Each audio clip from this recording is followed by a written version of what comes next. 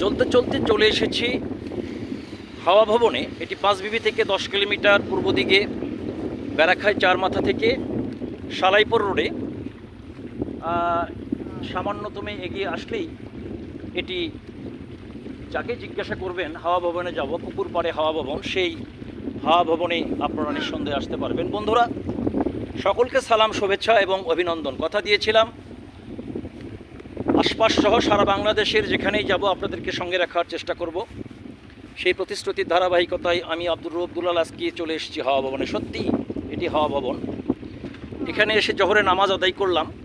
এই যে দেখতে পাচ্ছেন হাওয়া ভবনের সেই প্রশস্ত বারান্দায় জায়নামাজ থেকে পানির সকল ধরনের ব্যবস্থাপনা, টয়লেটারিস, সব কিছু ব্যবস্থাপনা রয়েছে।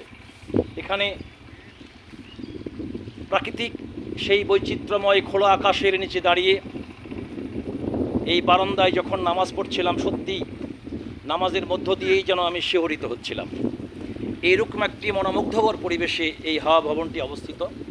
হাওয়া ভবনের সামনেই রয়েছে বিস্তর একটি সুন্দর পুকুর, আপনাকে দেখাতে পাচ্ছি নিশ্চয়ই।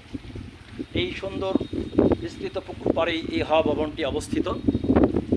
প্রতিদিন অনেক দর্শনার্থী এবং যারা প্রকৃতিকে ধারণ করতে চায়, প্রকৃতিকে লালন করতে চায়, সেই মানুষগুলোই এইসব জায়গাতে সকাল, দুপুর, বিকেল বিভিন্ন সময় তারা সময়গুলোকে অতিবাহিত করার জন্য, একটি ভালো সময় কাটানোর জন্য এই হাওয়া ভবনে এসে থাকে।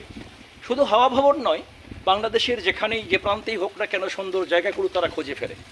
সেই মানুষগুলোর মধ্যে আমি পড়ি কিনা জানি না, তবে চলার পথে কথা দিয়েছিলাম যেখানেই যাব সব কিছু আপনাদেরকে নখদর্পণে পরিচয় করে দেওয়ার চেষ্টা করব। সেই প্রতিশ্রুতির ধারাবাহিকতায় আমি এসেছি আজকে এই হাওয়া ভবনে। দেখতে পাচ্ছেন এখানে ছোট্ট একটি বট গাছ। এই বট গাছের সুন্দর লতিগুলো আসলে ছড়িয়ে আছে, যেন মাটি পর্যন্ত নুয়ে পড়েছে। দেখাতে পারছি কতটুকু জানি না। এই লতিগুলো, যদি ছোট্ট বট গাছ, বয়স কম, তারপরও সুন্দর এই মনোমুগ্ধকর লতিগুলো হৃদয়কে যেন একটা নাড়া দেয়। বন্ধুরা, হাওয়া ভবনের এখানে শুধু একটি ভবনই নয়, এখানে রয়েছে বিস্তর সুন্দর কিছু দর্শনীয় এবং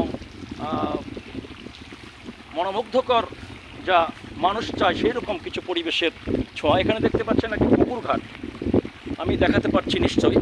এই পুকুর ঘাটে আসলে আপনারা সুন্দর মনোমুগ্ধকর পরিবেশে বসেছি আমি পুকুর পাড়ে, মনোমুগ্ধকর পুকুর পাড়ে বসতে পারবেন এরকম একটি পরিবেশে।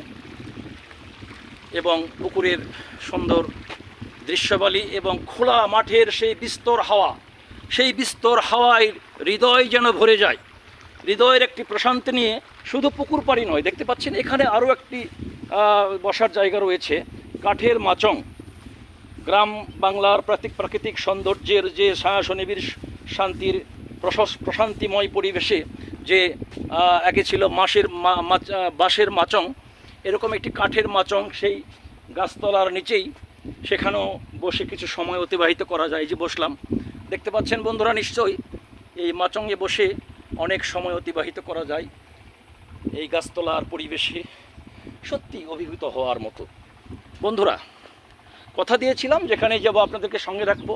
সেই প্রতিশ্রুতির ধারাবাহিকতায় এই হাওয়া ভবনের দর্শনীয় স্থান থেকে আবারও আপনাদেরকে সালাম, শুভেচ্ছা জানিয়ে শেষ করছি। আবারও দেখা হবে। আসসালামু আলাইকুম।